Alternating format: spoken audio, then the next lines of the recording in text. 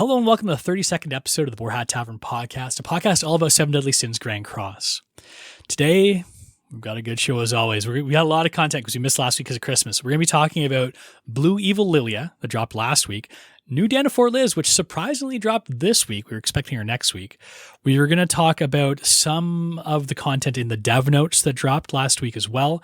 JP had a really big character reveal with a new Meliodas. So we're going to be talking about him a little bit. First impressions. He just dropped today on JP. So there hasn't been a lot of playtime with him yet. And then we're going to finish up the episode with a game of 20 questions. It's always a fun game to play. But I'm your host, Daz. And this week I'm joined, I'm going to say as always, because I feel like we got our new regulars here, Odie and Claptrap. Guys, welcome back to the show. Odie, I'm glad that we're roping you into the podcasting crew here. Yeah, you're roping me in slowly, but it's a good time, and I do enjoy talking about Seven Deadly Sins. So, it's an honor to be on the podcast with y'all. I've got the lure hooked in your mouth, and I'm just reeling you in slowly here. Real slow. How was your Christmas? I see the Christmas tree in the background there. Yeah, Christmas was fantastic. Just came off a vacation, so it's my first week back at work. So of course it was the worst week I've had all year long. But it was great. I got to go up north to a little bit of the cold weather. Got to take my daughter up there and build some snowmen, do some snowboarding, and come back to the 80-degree weather when I was done. So can't complain. I think you mentioned off camera too. Your daughter is thinking about doing some streaming or something too. She's gotten a little bit of following her dad's footsteps, I guess, eh? Well, it's actually, what I do have is I have her jealous of her daddy because she wants to do the YouTube streaming. She's come to me and, has asked me time and time again. But, at 11 years old, I just think she's a little young to start to go live. So, I bought her first vlogging kit and she can start getting practice and making TikToks and everything. But she's mad that, of course, I'm podcasting when she wants to. And, I just kind of did it for fun one time and it, seems to work out. And but it's something that she actually wants to do full time. I'm in the same boat with my kids too. They're both like 11 and 9, so they're kind of wanting to stream and do everything too. But I had to talk with them about internet trolls because I was like, listen, guys, there's a lot of people on the internet. Gotta be careful when you go and put yourself out there, what you're leaving yourself open to. So how about you, Claptrap? Are you did you have a good Christmas as well? Yeah. My brother came over one day, so we just played Risk. And that's nice. all I did for Christmas. Who did you win, Chris? Risk or No, my mom did. Oh, ouch. That always hurts. My dad for the victory, so that was nice. That's awesome. Yeah, I haven't played Risk in a while. Those games always get intense though, especially if you're playing with people that are really into it. But enough about Christmas. Let's get into the show. We're going to start with Blue Evil Lillia. Now I'm going to go over a kit as per usual, and then we're just going to chatter about her a little bit. So Blue Evil Lillia, her passive is that all 7 catastrophe allies deal an additional 10% of the hero's max HP as damage when using single target attacks, 7% additional damage when they're using AoEs. Skill 1 is a single target flood card, just like Escanor's, the one Escanor's. Skill 2 is a Pumpkin Bombs-esque AoE debuff card. I think it's slightly different with the attack modifiers and everything, but you just go through his pumpkin bombs, you put them out, and at the end of the opponent's next turn, they'll get a dissolve. Her ult is an AoE buff removal with damage, and she's got a relic out. It's been out for a while, but it's really relevant as part of this conversation because it's what can make her from an okay unit to a great unit. She gets 10% basic stats increase for each debuff on the enemies, up to 50%. So she can get a 50% stats boost if there's 5 debuffs on the enemy team. Clap. I know you've been playing her a lot in PvP. What's your experience been like with Blue Lillia so far? It's way more fun than King just because not everyone is playing it. And you just kill their King turn 1 and they forfeit for you. Yeah, so the one big thing I found, because I've been playing around with her in PvP too, is her single target attack, especially one of the nice things that she can do, you can toss her on an HP defense set and you can get attack crit style damage out of her because her passive just boosts her damage based on the amount of HP she has. She's very similar to Bon, I guess, in that way, in that giving her HP increases her damage output. So yeah, she can one-shot kings with the bronze card in a lot of situations. It's been pretty nuts. Have you had any chance to play with her at all, Odie? Do you have her? Yeah, of course I got her. I mean, she's a top tier unit. Let's call it what it is. With the relic, she's really really fun. I've been using her a lot in PvP as well. I think my record is something like 16 out of 18. So it's just one of those things where she trashes everybody. And it doesn't matter if you're running into the Assault Meliodas teams that are the counters to the Kings or any of the Kyo comps. You crush them all. And yeah, definitely a lot of fun. If you don't have Lillia, you're definitely missing out on a great unit. She's got juicy CC too, and it's not like you've got to sacrifice CC by playing with an attack set on any of your units, because at least the team I've been playing with, it's HP def across the board. So you're really maximizing your CC, having that chance to go first. I find that I go first up against almost every King comp or any other team as a matter of fact. So it just makes it that much easier, because if you go first, you can delete any unit you want, even if they use evade food. Yeah, that's where I made the mistake, is I actually built Lily the attack set. I know it's an unpopular opinion. I do have to kind of create the HP set for her because, it's probably a lot better. But, so I don't always out CC everybody, but I have to use evade food, and that evade food plus Lilia, it's a guaranteed win. Yep.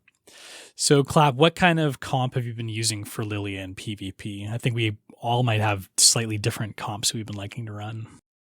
I've been using Green Gopher or Festival Gopher, and then Kyo and Lilia, and then Zeldris in the back. Festival Zeldris.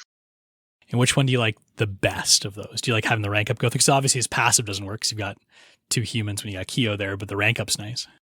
Most of the time, I like Festival Gopher, just to look out any of their rank ups if they survive. He's so toxic. How about you, Odie? Who you been running with your Lilia? Yeah, same team. So it's just kind of, what I picked up on as well, except I strictly use Festival Gother only. His skills are they're so good. He's just such a good combo with Kyo, and then you throw Zeldris in the back. It's just too easy. And then the other thing about Festival Gother that makes him really good in that comp is everybody's going to go ahead and try to kill Kyo. And once they go ahead and wipe Kyo, use Gother's seal card there, still puts two debuffs on everybody. You still max out Lily's passive, and, she keeps trucking. So she doesn't even need Kyo. Maybe I'll have to change my idea of what I've been using, because I was using Green Gother a little bit. I ended up switching to using Excalibur Arthur for the HP boost for the humans to get some extra DPS out of Lilia. I've been enjoying that a lot, but that little advantage there you just mentioned, Odie, be able to put out those extra debuffs if you need to, if they kill Kyo, and the fact that Gother is so incredibly tanky and probably has a higher CC than Excalibur Arthur. Maybe I should be switching to him. But yeah, the nice thing about this is there's a lot of ways you can go with this Lilia, and she really can anchor a team. And one of the nice things is too, she can put out in a pinch her own debuffs too. With her dissolve card puts out 3 debuffs, presuming there's 3 people alive on the other team. So you can put that up, then use her flood card and still hit really hard. So what do you guys, is this the must summon? Like, I feel like she's kind of sliding under the radar just because she came after King, and so many people spent all their gems on the King banner. Now we've got the new Meliodas, the Traitor Meliodas, whatever we want to call him. I'm not sure what everyone's calling him yet. Right around the corner. I think there's going to be a lot of people that are going to be skipping this Lilia banner in favor of saving gems for these new festival characters that, are just around the corner. Do you guys think it's worthwhile summoning on this one?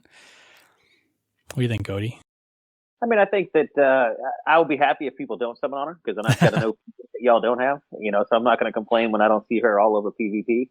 But at the same point, that Meliodas does look really good. So if you're free to play, I would say you're probably better off if you're free to play, not pay to play. But as free to play, you're probably better off skipping Lilia and in my opinion, summon for Liz and then go for the Meliodas. So I think that Liz is kind of underrated as well. But we'll get into that a little bit later. Yeah, it's nice too. One thing that I was worried about, and I think we talked about it last time on the show, was how King coming in felt like it was going to be like a uniform meta, just like whoever goes first, everyone's going to run King. I feel like Lilia's made a little bit more diversity, and I found that I'm not just always facing King teams this week, which is great too. Was my biggest concern. I've faced an Angel team, I faced a Bond team the other day too, so it feels like there is a little bit of variance in what we're seeing, which has made PvP a lot more fun. How about you, Clap? Do you think this is a recommended summon for everybody? If you want to have fun, yes. But for actual meta purposes, I don't think you should summon. Yeah, it's always tough to say. Like, she's a good unit. I don't know what her longevity is going to be like, but anyone who can almost one-shot a unit with a bronze card is going to have at least a little bit of staying power. All right. Well, let's move along. So we did talk about Evil Lillia a little bit last week too. So now we'll move along and talk about the new red Danafor Liz, who's available on a step-up banner right now. So you can get her for 241 gems, I believe. 42. 242. Thank you for correcting me there, Clap. I was off by 1 gem. And then we also get 300 free gems over the next couple weeks as well as part of these login rewards, which is amazing. So you can, I guess, technically kind of get her for free if you really want to and if you were short on gems before. Now, Danafor Liz, going over her kit, which is a very specialized one. She's a passive, which says when an ally uses a skill in time-limited dungeon, and as far as I understand, those are the ones where you... does it work in all the time-limited dungeons, or is it only like the Anvil and the SA dungeons? I don't even know, but... It's got to be all of them, because even the West, North, and South District there, those are all timed as well, even though they're, you get an hour to do it, so... Yeah, so I know the biggest place this does come in handy would be the SA dungeon, which we'll get into in a bit. But like Odie says, it probably works in all of the different time-limited dungeons in the SP dungeon, like the ones that you can use plat coins, gold coins, silver coins, or your keys to unlock the Anvil or the SA dungeon. But anyways, she deals an additional damage equal to 40% of the enemy's HP increased by a unique or buff. So it's very similar to Cusack's passive, but it only works in the time-limited dungeon. It does work in the back line too, so you don't even have to use her as a primary DPS unit. You can put her in the back, and everyone else will benefit by doing additional damage because a lot of those units do have that additional HP increase, so you get a lot of bonus damage. Her skill 1 is a single target shatter damage skill, which ignores resistance. Her skill 2 is a single target, just vanilla attack skill with no modifiers or anything. And her ult is a single target shatter ult, which again ignores resistance. But to be honest with you, it doesn't really matter because you're probably putting her in the back line anyways. Clap, do you think this unit is a good one? Is there any other use for her other than maybe going to the SA dungeon or these time-limited dungeons? Nope. How about you, Odie? Same thing? Just purely SA dungeon? I mean, it's purely SA dungeon only because, let's call it what it is. With the other dungeons there, even though they're timed, there's no rush to really get those done. If you can't crank out the 7 or so, tries, you get an hour, then you probably don't belong in that difficulty to begin with. All right, just make sure we're all on the same page before we start talking about it, because I don't want to sound like an idiot by spouting misinformation here. So in the SA dungeon, though, typically I've run it several times in the past. The predominant strategy for getting the most SA coins out of it prior to Danafor Liz coming out was always you run the first floor, so like the easiest level floor, and you clear the first phase, I guess, of that floor. And if there's a chest drop, you keep going. If there's not a chest drop, you just reset and go over again because you only get, I think, 10 tries. So in that half hour, you might be able to reset enough times to get mostly chest drops in the first floor, and then you can end up getting, about 2 Super Awakening coins per level. Ends up being about somewhere in the realm of 20 Super Awakening coins that you get per unlock key for it. Now, though, this bonus damage lets you have the same luxury of doing the same strategy, but on the highest level, because now instead of it taking so long to get through that level, you can actually do it pretty quickly. So you go into the highest level, you try and clear the first floor, look for a chest drop. If you don't get it, you can reset. If you do get it, you keep going, and you can get, I think it's up to 3 SA coins. I might be wrong on that, maybe even more, because you can get 1 from the first stage and then sort of first phase, and you get up to 2, I think, on the second stage or second phase. And then you also get more progression, like a little like percentage bar that increases every time you finish the level of the dungeon. That goes up a lot faster on the higher floor as well. So I've heard anecdotally that you can get somewhere around 40 SA coins as opposed to like 20, 24 or whatever it was that you can get on the first floor. So it does increase the amount of SA coins you can get fairly substantially. But the big question is it worth it? Odie, did you get Danafor Liz? I did. So, and I actually paid top dollar for it too. It's, it's kind of surprising. And normally I do really well in summoning. I've kind of put a lot of science and, effort into learning how to summon there. But that banner kind of shafted me. So I did pay the $240 for 1 copy. But as someone that's a low spender, like I like the month packs and the week packs. So I don't really buy the ticket packs or anything like that. And so as someone that's kind of free to play, she's really important, I think, and because I only use the Super Awaken and Dungeon coins. I don't do any anvils or anything else, and I, of course, use the gold coins and stuff like that. But when you're not spending a lot of money and buying the big packs, Super Awakening coins is a big issue. And with box CC, I think they go a long way. I think it's one of the harder things to actually get your hands on. Anvils are, pretty much everywhere nowadays. And so for me, it's someone that's a low spender or, close to free to play there. She's a mandatory unit. And I'm scared to see it because now we've got Super Awakening 6 to see what the next level of Waking may require in terms of coins just scares me. So it does seem, especially for you, like it's a good investment into the future. I've mostly run Anvil dungeons, but I think I'm going to start running SA dungeons more because she exists now. Well, and I saw a lot of people too pass up on the Hell Demon units way back when that banner was out. And I went and I got all 6 right off the bat. And, one of the things that I look back on, that was probably the best banner that I really went into because the amount of payment I got over the course of the year or so that I've been doing demons, 12 demons a day, etc. All that stuff really adds up. And it's the kind of materials that, they just cost money. Yeah.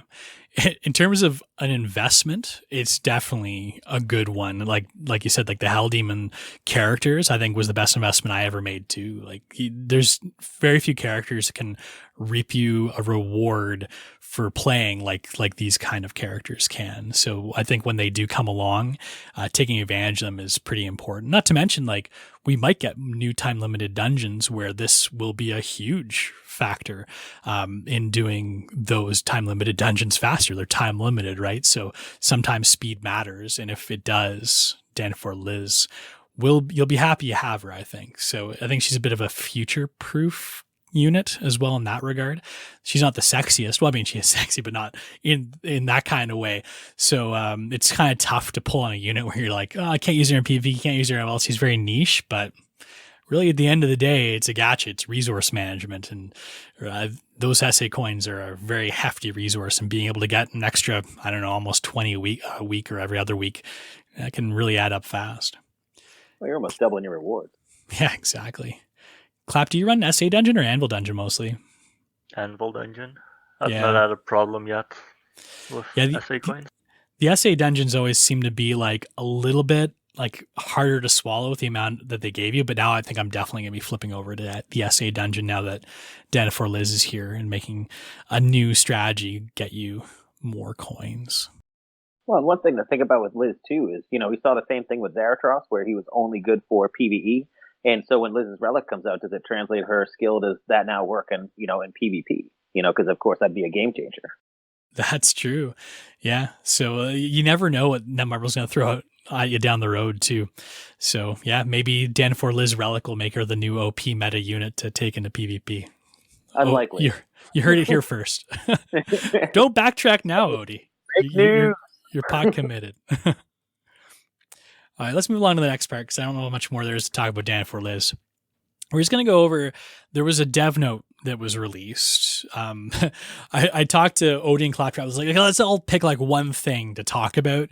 But I looked over the dev notes again. We all read over, like, there's really not a ton to talk about here. I think Clap, you may have said it best. It's like pretty much exactly what they said back in August, but they just apologized for what they said. And they're like, yeah, sorry, it's not coming, but it's still coming. Don't worry, guys.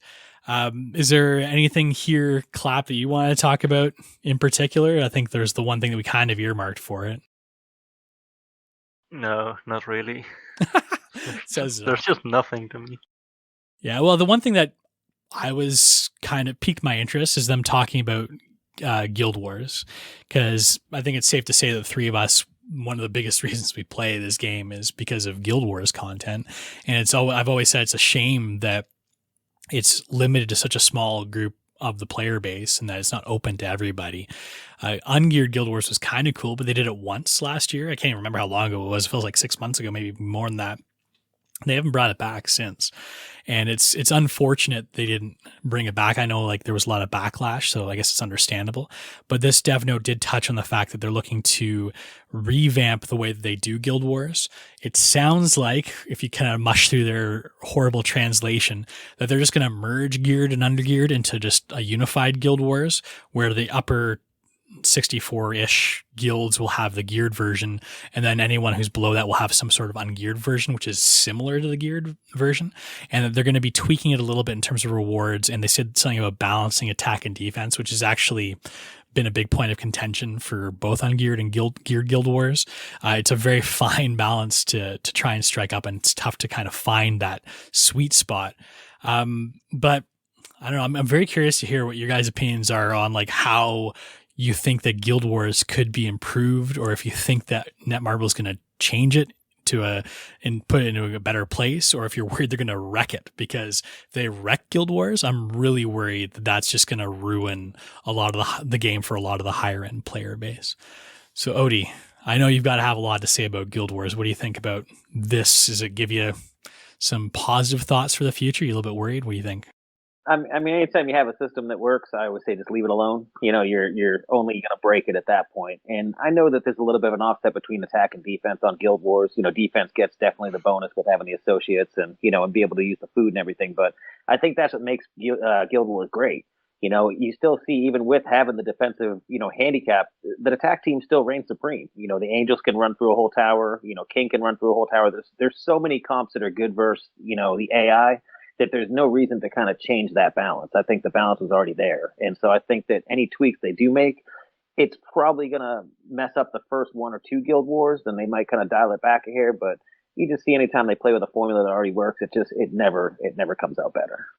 It is a tough thing to tweak as well, not because attack and defense balance, I'm going to call it, because it shifts all the time. Like we've had Guild Wars 6-7 months ago where defense was just hard to crack. Like you didn't full clear the opponents very often. It was more about defense, and it's shifted more towards the attacking side now, but units are going to come out that are going to shift metas, and it's going to change things, shift that balance between which one's stronger, attack or defense, probably fairly periodically. So if you try and push it too far in one direction with game mechanics, I'm a little bit worried that it's going to, tip that way too far to that side, because it doesn't feel like Netmarble really balances the game for Guild Wars. They balance for PvP, PvE. That kind of content, and Guild Wars just kind of gets what it gets.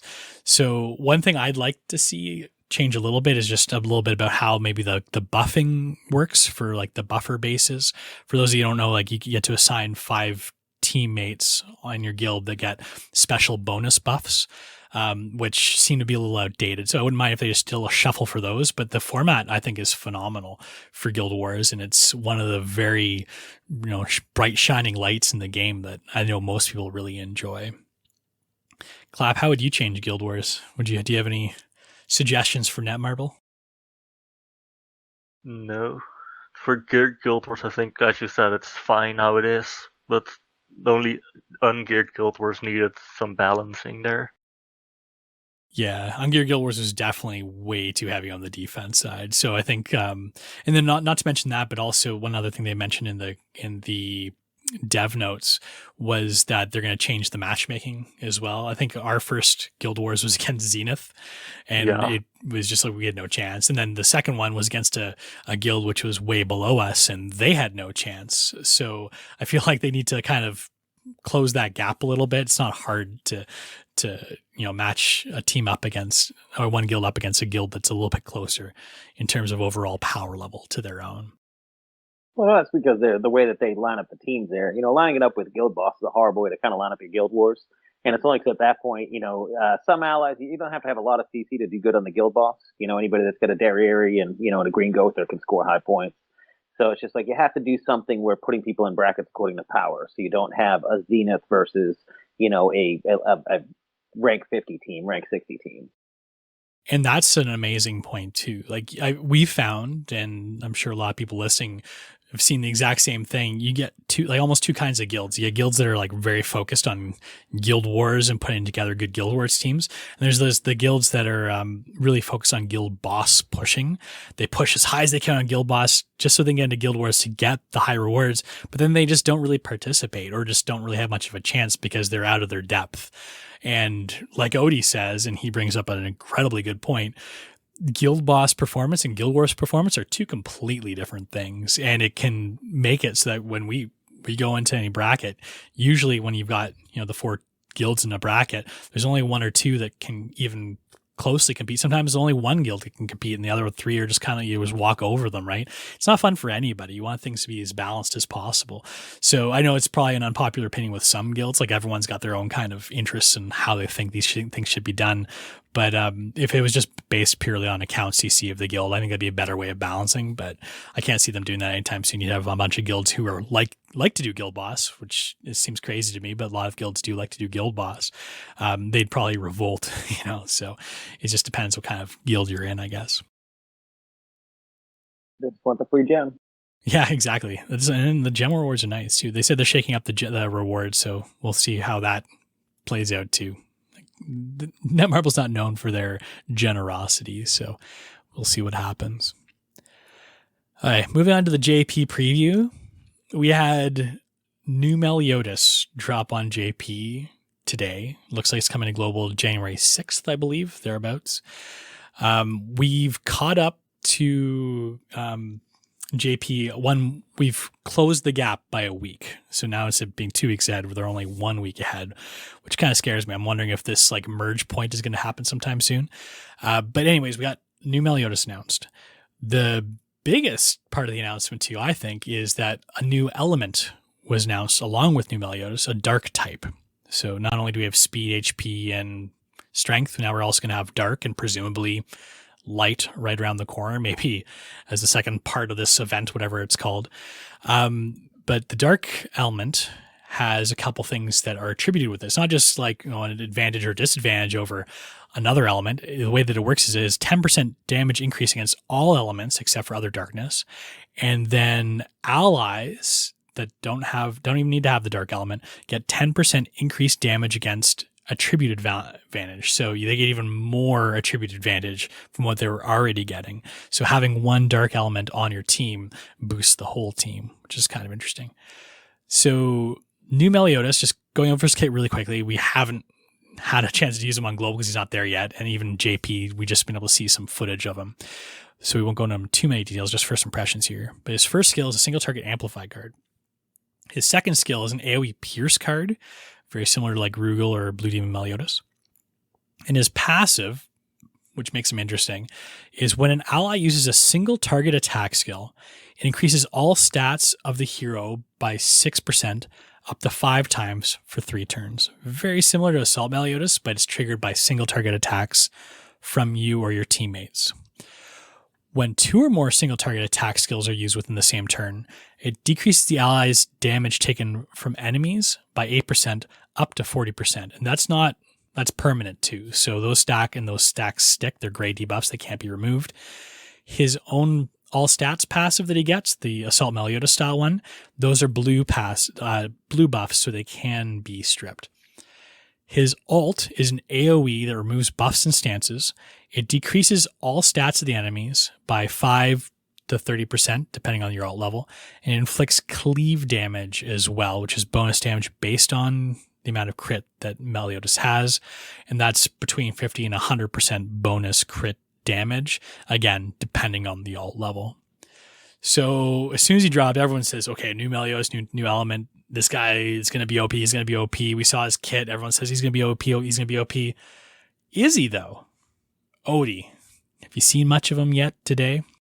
Yeah, I think we've all watched at least a couple videos on him at this point, just in anticipation for him coming to global. And he does look really good. Of course, he's the new Meliodas. He's going to be top tier. I don't think that I think the only Meliodas we've gotten recently that hasn't been top tier is that Ragnarok version. And other than that, they've all been really good. So, yeah, excited for him. I've kind of got a different mindset on him, I think, than most people do. Great. He's going to be everywhere in PvP, I'm sure. But I'm looking more at the buffs that he stacks on there.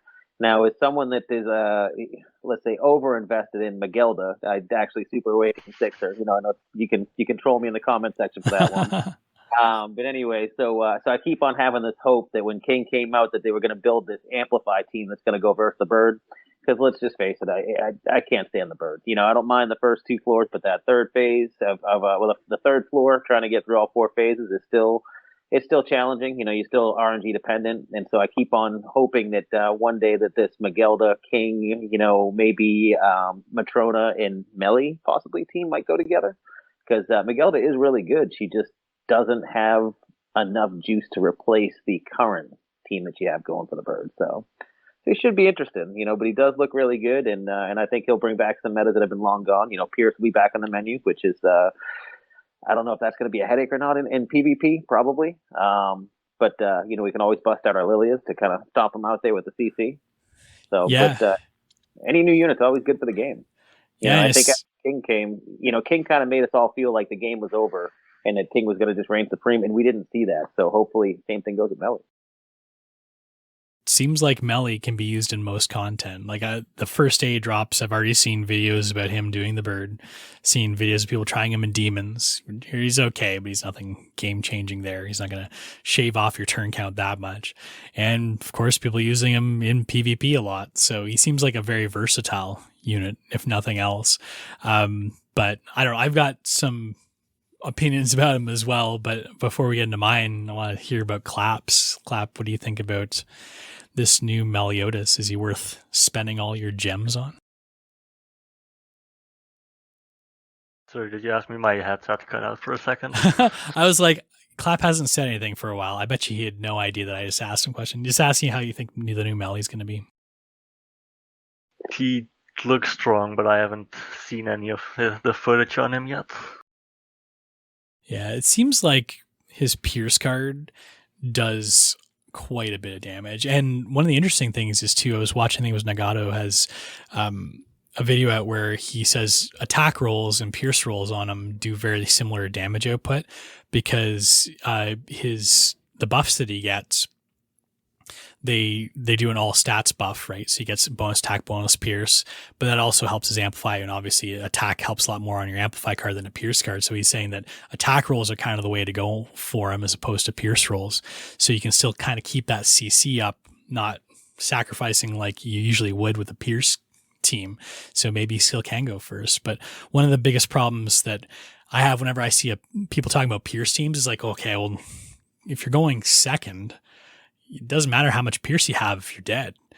Like, is this our king team's just going to stomp all over them, or our Evil Lillia is going to stomp all over him? Like, if you can just one shot him before he gets a chance to go, he's not as OP as he seems.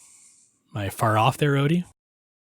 I mean, I'm just going to bring King, Meliodas, and Lillia on one team in the PvP and just say, go ahead and take your pick of who you want to hit because the other team anyway. So, it's all fun and games until the OP teams start rolling out. That's true. Yeah, maybe that's the way to go about it. Just make it a tough decision on their part. I guess I go too all in on one character, which is probably my downfall. One thing I've noticed with the new Meliodas is that he does amp pretty slowly he ramps up pretty slowly for his buffs. Like, you're not generally going to have 5 buffs on him very often. It's pretty restrictive that you have to do single target attacks to get the buff up to start. So a lot of teams you want to hit hard and fast. And I mean, his Pierce card hits hard, and his Amplify card does do damage without a lot of stacks up. So it's not saying it's like a bad thing. It's just a balanced thing. But don't expect to get like those 5 buffs up right away with your Meliodas. So I find him, I think of him more as like a cleave unit as opposed to like a big single target damaging unit like your Lillias. He feels more like a king to me, like where he tries to cleave the whole team and just like lower everyone's HP by half with one hit. And not to mention it's amazing for breaking king shields too, because Pierce cards do that really well. So what team do you think? Well, I guess we know what Odie's going to be using. Just every OP unit in the game, but I don't know. I think I'm going to try him out with Rugal and Melly together. I think might be nice. Just have them on attack rolls, and then just maybe with the Lillia as a third unit to see how that goes. And if you can just throw out two AOE cards in one turn and wipe everybody, hey, that's sounds good to me. But I guess we will find out down the road. Do you guys have any more thoughts about the new Traitor Meliodas before we move on? Not so much. Still so much unknown about him, I think. So it is. It's always hard on day one to like form much of an opinion. I think he's good. I don't think he's like crazy broken or anything. I don't think he's going to be busting the meta, but hey, maybe I'll be eating my words. I guess we'll find out. We should know more as the weeks come by. We'll know more next week too. So let's move on to the featured comment. So if you have a comment that you want to be featured on the show, just leave a comment on our YouTube channel, on Apple Podcasts, Google Podcasts, wherever you happen to find this. We scour the comments and we try and highlight one on every episode. And today's featured comment is by a frequent commenter. I think we featured him a couple times. Is Caliga Relinquil. Oh my gosh. Usually Sandy was here to butcher the not the translations, pronunciations. But here I am. Caligula Relinquil on YouTube said, did you guys ever wonder why Grand Cross made the Ignite debuff stack, but every other debuff in the game doesn't stack at all? And I feel like there are some debuffs that do stack, like Meliodas's, for instance, like Assault Meliodas's, but yeah, I don't know. I feel like they made a mistake when they did Kios, and they learned from their mistake that maybe it's not a good idea to have things be able to stack infinitely like the Ignite buff. What do you guys think? Explosion stacks too. So if you use any of the explosion skills, you can stack the, as a matter of fact, every single explosion. So you can get 2 or 3 on them, that way too. So, but yeah, very few debuffs are actually going to stack. But in a game where debuffs can be really problematic, I mean, how much do you want debuffs to stack? Yeah, I almost feel like if Netmarble could make the decision over again, they'd probably make it so that, Ignites could cap out at 4 or 5, because it can get a little ridiculous with Kyo and some other characters too, like Monspeed's ult. Just the number of Ignites that you can get is a little bit off the charts. I don't think the Ignite's so much of the problem. I think it's more Kyo's passive, where he gets the defense bonus for each Ignite. That's what kind of takes the Ignite and really puts him on the next level. I mean, other than that, with Monspeed and some Ignites, he's going to hit harder because of his passive. But Ignites are really not that noticeable as far as everybody else's damage. It's really good for the defense, though. That's true. I guess in this case, it's mostly a Kyo problem more than anything else. Like the fact that Kyo is still a meta-relevant unit how long after his release? Like, it just goes to show how broken his passive really is. Not to mention he got a new relic, right? Like, why not just give him more Ignites? He's even better than he was before. Yeah, no kidding. Okay, thanks for that comment. Caliga Relinquo. I think I said it right that time, but who knows? We're going to move along to the game portion of the show. We're going to do 20 questions today, because why not? Just to remind everybody about how 20 questions work, I have a topic of some sort in my head. It's going to be either person, place, or thing. We're going to do 3 rounds of 20 questions. And Odie and Claptrap are going to alternate taking turns asking me yes or no questions about that. I'll answer them, and they'll eventually get to the point where they can ask what the thing is. And if they get it right, they get a point. So we can start with person, place, or thing. Odie, which category would you like to start with? And then we'll give Claptrap the first question. Let's see. Let's go ahead and let's go with a thing. I got something in mind here. Okay, thing. And just so everyone knows too, because person can be a loose term in like, a fantasy anime game like this. So it can be like any sort of like character that talks or has like personality. A place is anywhere in the game, and a thing is anything in the game, and it's a bit more, I guess, abstract than anything else. So Clap. Saying Hawk's a person. Yes, I think we actually did Hawk's Mama as one person once. So yeah, there are some loose ones, but I think you'll find this one's not too bad. So we got a thing, Claptrap. What's your first question? Is it a relic? It is. I don't believe so. No, it's not a relic. So my turn for a question? Yep. Is it upgradable? Oh gosh, you guys are really like pushing my knowledge about these things. I'm going to say no, but that might just be misleading, so I don't think so. Is it related to the 7 disasters? No. I can say that confidently. The first one I can say confidently. Odie. Is it part of your daily task? No. You maybe trying to figure out what sort of thing it is, like generally, will help, But Clap, what do you think? Is it related to the 7 deadly sins themselves? Yes. See, now we're getting somewhere, boys. So something that's related to the 7 deadly sins, it could be upgradable. Is it equipable? I'm pretty sure it is. Yeah, I'm going to say yes. I'm almost positive it is. I'm getting it. Is it the sword of the new Meliodas? No, that's a hyper-specific question. I like the way you're thinking, though. Is it non-upgradable? Well, it might be upgradable. I need to I really need to check to see. I wasn't expecting you guys to go this route with the questions. It's our first time. Yeah. Is it something that they wear?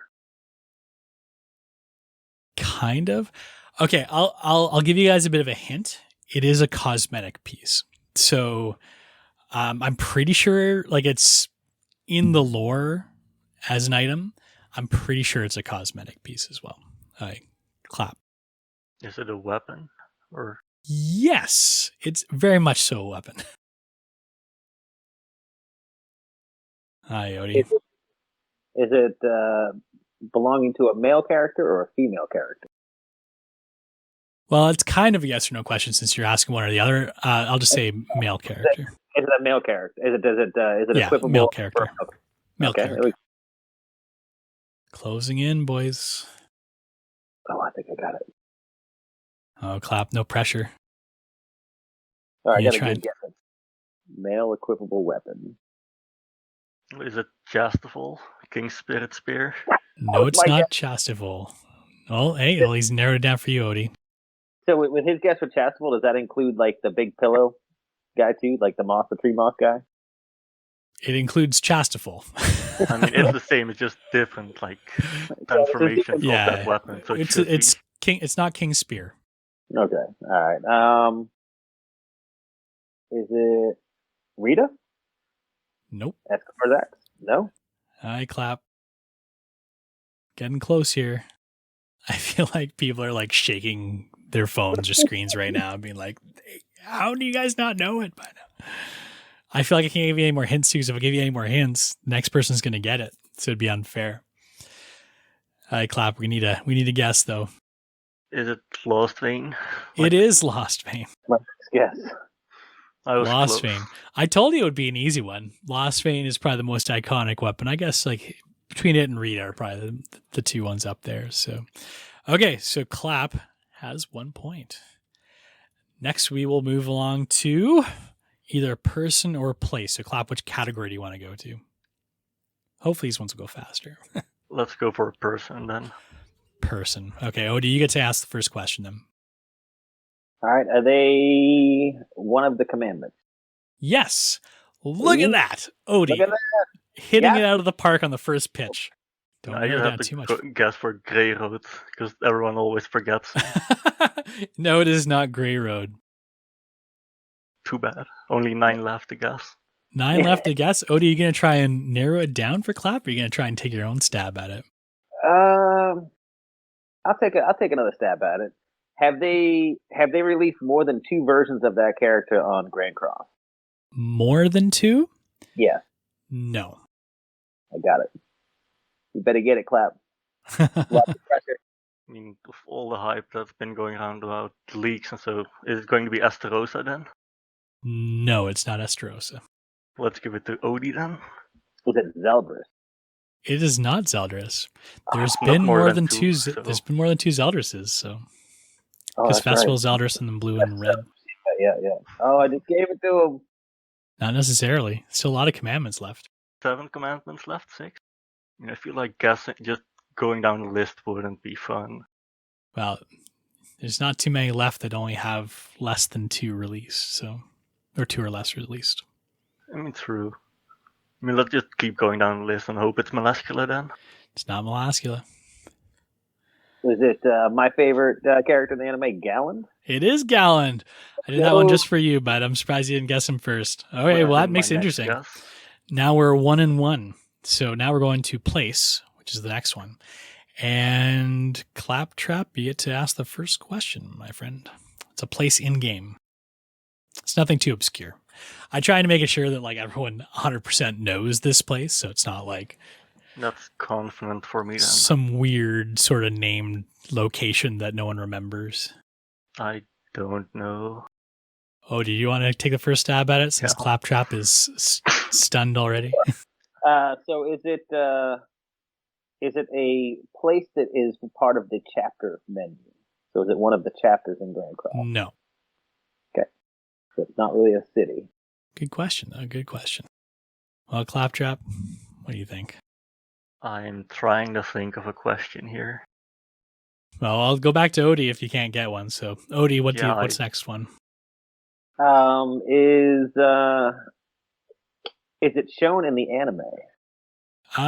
Yes. Might be a little misleading, but it is shown in the anime. Claptrap, do you have a question? You want Odie to keep going? Come on, Clap. I just I'm don't just know. the win. I'm trying. He's playing smart. He's like, if I don't ask any questions, then Odie will ask. And once I know what it is, bam, mine. I'm just bad with places. You can keep going, and because Claptrap's been giving you so many questions, if you want to guess after asking a question right now, you can fully do that. All right, so place. Is it a building? No, okay. It's not like a built structure. Clap, you just tell me when you're ready to ask a question. We can. Yeah, I just feel like I should just give it to Odie at this point because I just don't know. Well, I was trying to guess everywhere here, but it's not a city. So it's not like Visor or anything like that. It's not the Boar Hat. It's not the Knighthood. So I'll give you guys a hint. You'll probably go there in game approximately once a week. Oh, I got one. Go for it. Can I just guess? Yep. Is it the training cave? Sure is the training cave. Yo, got this one. Odie solos it, quite literally, asking every question. So I think it's only fair that he got the answer right. So that means Odie wins the game 2-1, even though Claptrap came out roaring out of the gate with the first one, guessing Lost Vein. Okay. Turns out I'll have to make those easier next time. Little did I realize how I always try and make them easy, and then they end up being a lot harder because you never know which way people are going to go with the questions. But, you need better contestants. Yeah. Just places that are the problem. You guys are both persons and things aren't too bad. We'll get there eventually. Well, maybe we'll go back to Jeopardy or the sound game or something next time. All right. Well, thanks everybody for joining us today at the Boar Hat Tavern, 7 Deadly Sins Grand Cross podcast. We're hoping to start streaming this show back on Twitch or YouTube shortly, but for now we're just an off-air recording session that we do each week. If you'd like to get in touch with us, you can email us anytime at podcast@boarhattavern.com. All three of us are members of the Global Guild Denied. It's part of the Scoundrels Alliance. If you'd like to join our ranks or just hang out with us, you can pop over to our Discord server. The link will be in the description. You can subscribe to our podcast on Apple Podcasts, Google Podcasts, Stitcher, or wherever you happen to find your podcasts online. You can also find our shows on our website at boarhattavern.com. I'd like to thank Madeline Marois for crafting our killer logo, Streetwise Rhapsody from YouTube for composing our awesome cover of the Grand Cross theme song that we use for our intro, and Andre Bobe from ArtStation for letting us use his outstanding 3D renders of the Boar Hat Tavern for our pre-live and post-video splash screens. You can find all of their work in this websites in the description below. Thanks everybody for listening. Thanks Odie and Claptrap as always. Everybody, have a great week. Have a great week.